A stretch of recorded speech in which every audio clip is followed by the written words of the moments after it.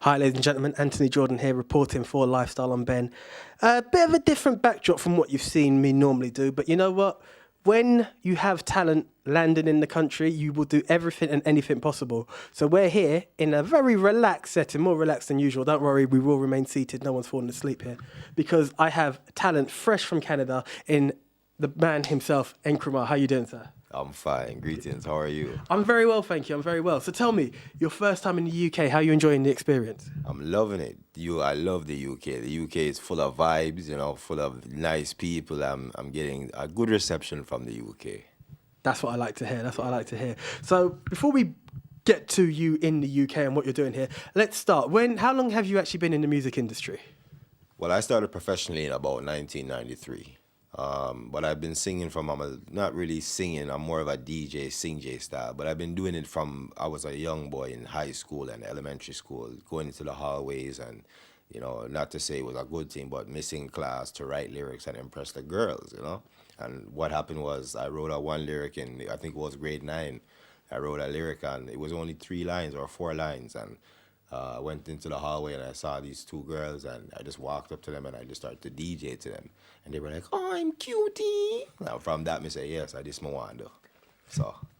Well, if there's ever a way to, go into any industry, I think that's that's the correct way. And, from an early age, the talent was in you to produce this. As you said, 3 lines, but it worked the magic. From reading your bio, I see your father was a strong influence for you in terms of music, as well as gentlemen like Eka Mouse. Yes, my father is a man that, he's a Rasta man. He doesn't have his natty, but he's a Rasta man, and he loves his music. So he lives in Jamaica, so when I used to go to visit him in Jamaica, he used to have his little record player and his records, and I would just, go through the records and just play anything. I didn't really know who they were. But once I played the record and, you get used to something. So every time I went there, I would play the same set of records, and it would just get into me. And Eka Mouse now is an artist that I've been watching from I'm young, from ganja smuggling to, what the next one name, Muggling Queen and all these songs, Yeah. I love Eka Mouse. He just has that vibe, a roughneck vibe, Yeah. Fair enough, fair enough. So as you said, he had a wide collection. What was it to you that gave you the direction to choose reggae and that style of reggae to make your own personal music? To tell you the truth, before I took up even DJing, I was a hip-hop dancer. Okay. I used to break dance and do all of these things, and do little talent shows here and there. But I don't know, I think it's just Jamaica. Going to Jamaica as a youngster and seeing the people down there and hearing the music and feeling the vibe, reggae just took over. I didn't put down the hip-hop because I love hip-hop. I listen to it, I love rap music and R&B and all these things. But when I went to Jamaica, reggae just gave me that vibe that I never felt before, And even as a young man, going to my aunties and uncles' house, watching VHS videos of stage shows like with Welton Irie and Josie Wales and Lieutenant Stitchie and Papa San, those things I was amazed as a youngster. Just watching them, I was like, wow, I want to be like them, So been in me for a long time, yeah. And it's funny, you know what? I could see when you write I was going to actually ask you about your influences writing music, but you talk about that vibe that you get from reggae, which leads on to your Reggae Malitis tune, which is, it's just that vibe that you get. Yes, so yes. Is it through personal experience and feelings that you get to write your music? Definitely. It's definitely personal. It's also friends, family. It's whatever's happening in the world, because I have an open mind. I try not to be too carnal-minded and just write about one thing. Like you have some people, they just write about Selassie. That's all you ever hear them sing about. I don't mind that. But to me, there's people want to hear more. There's so much things going on in the world that interest people that I try to touch as many topics as possible, So yeah, but Reggae Malitis, it's all about the reggae music and me paying homage to the singers and DJs before me, and just giving respect to reggae, Yeah. Talking on this, what you've just mentioned about taking a certain direction, people do want to hear more. How can I say it? In terms of reception from your crowd, do you find they appreciate that more from you? Do you try to focus?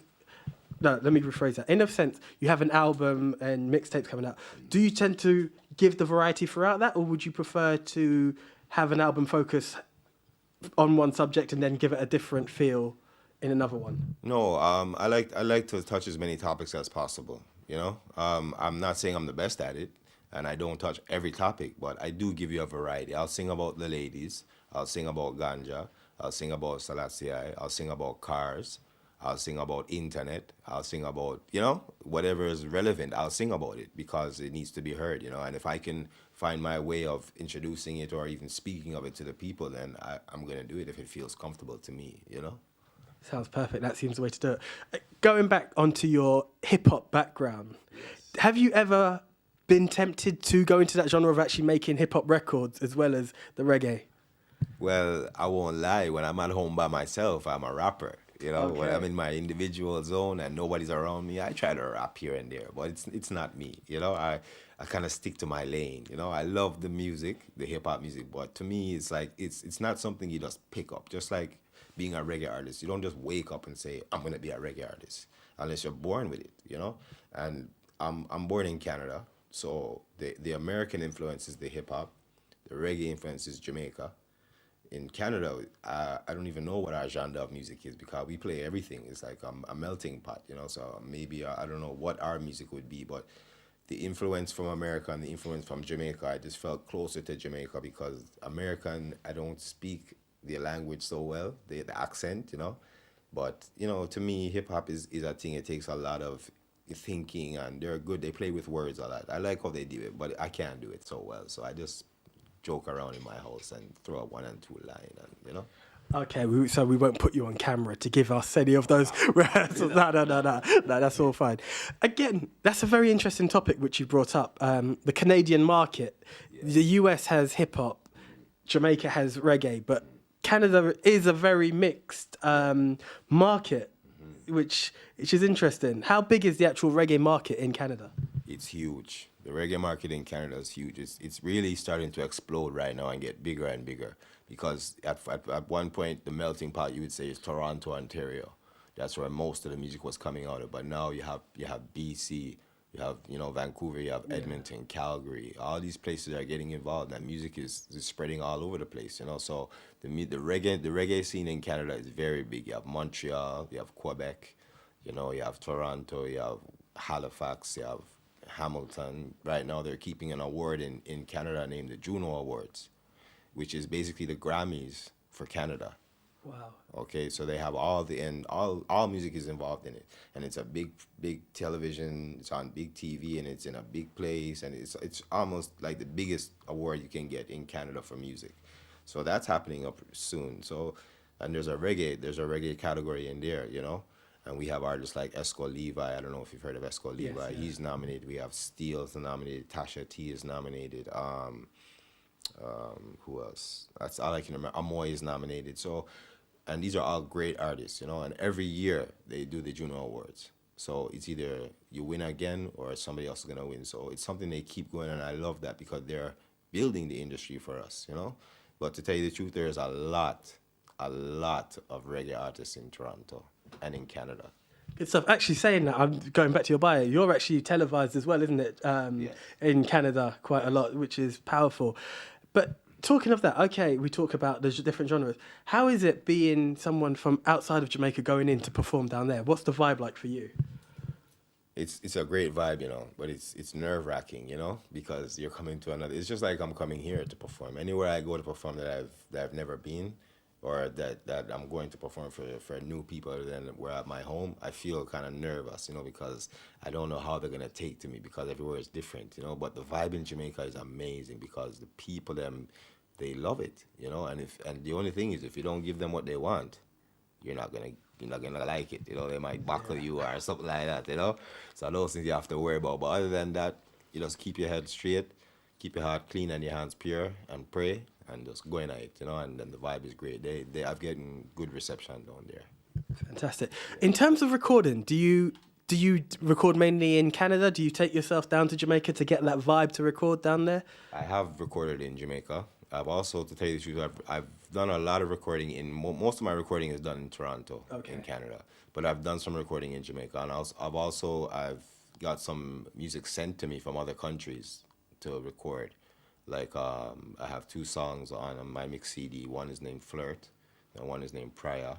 those two songs are originally on a label named I Love Sound from Europe, which is Sister Cathy. So yeah, I've been doing some international works along with Canadian works. Yeah. Great stuff. Fantastic. This is what we like to see. So here we are now. You're in the UK. Any shows coming up? What's the experience down here? Any artists you've been working with, like to work with? Yes, I like the artist C Block. You know. Oh, former guest of ours. Fantastic. Yeah, he's a great singer. I like Ras Ranger. I like J Nile. I like Riddler. These are all UK artists, you know. There's a couple female artists that I like also. I just can't remember their name right now. No disrespect, but I would love, you know, to me, sharing the music is what it's all about, you know. And if I can connect with somebody in another place other than my country, it just helps to spread the music that much more. Because then I have their fans over there, and they have my fans over here. So we both get bigger, you know. So it works out. Again, that is something I totally agree with. Music is one of those things that's universal. Yes. It connects to people. Again, you look at, I think, Japan, the Far East, is a place that absolutely loves reggae.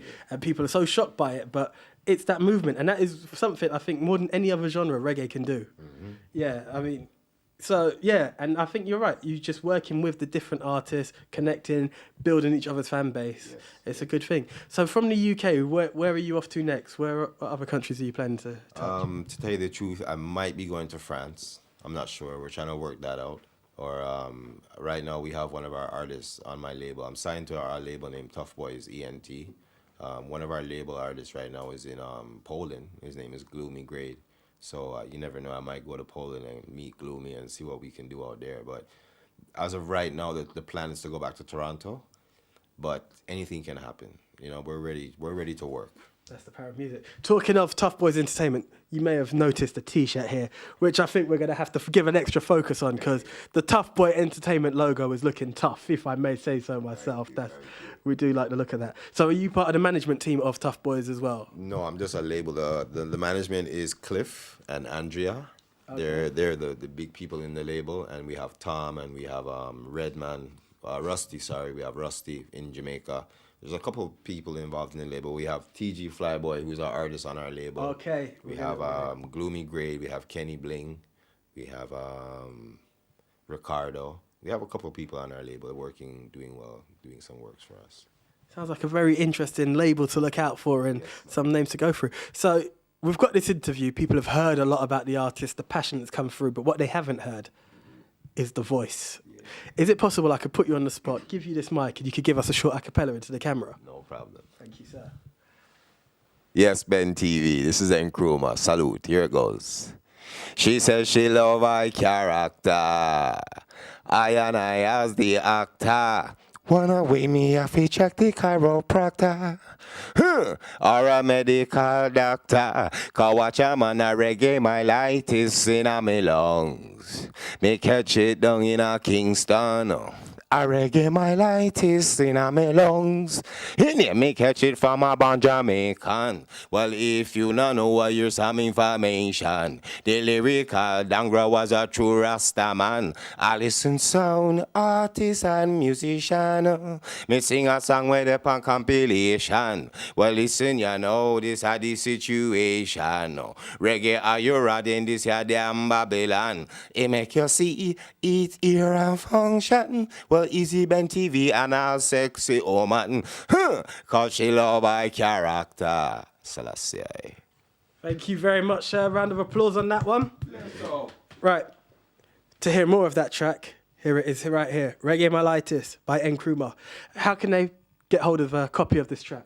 Right now, you can get it on iTunes, on all digital outlets. It's available, and if you want, you can link me on Facebook, which is Nkrumah Salmon. Sorry, that's NKRUMAHSALMON. You can link me on Twitter, which is Nkrumah Music, NKRUMAHMUSIC.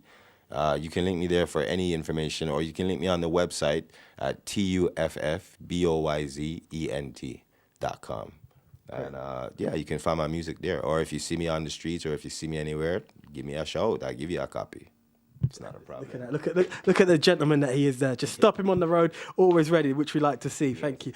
And just We have to ask, do you have any plans to come back in the UK that we could look forward to seeing you again? I would love to come back to the UK. What I need the promoters to do now is get in touch with me and set something up so we can do something big on a large scale, you know, and let UK get some Toronto in their skin. You know what I mean? So big up Toronto, Canada.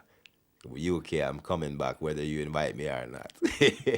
You heard it first. He's coming back. Promoters, get on the phone, contact Lifestyle, contact him directly. This is talent that we can't miss out on. We need him back here. Sir, it's been a pleasure. Thank you very much, and hope to hear more from you in the future. Thanks a lot. Big up Ben TV, big up Armani, big up TG Flyboy, big up Anthony, big up the cameraman, big up everybody, big up London, UK. One love. Thank you. Okay, there we are. Fantastic interview. He's leaving us now, but he'll be back soon, I'm sure. Anthony Jordan for Lifestyle Show, signing out.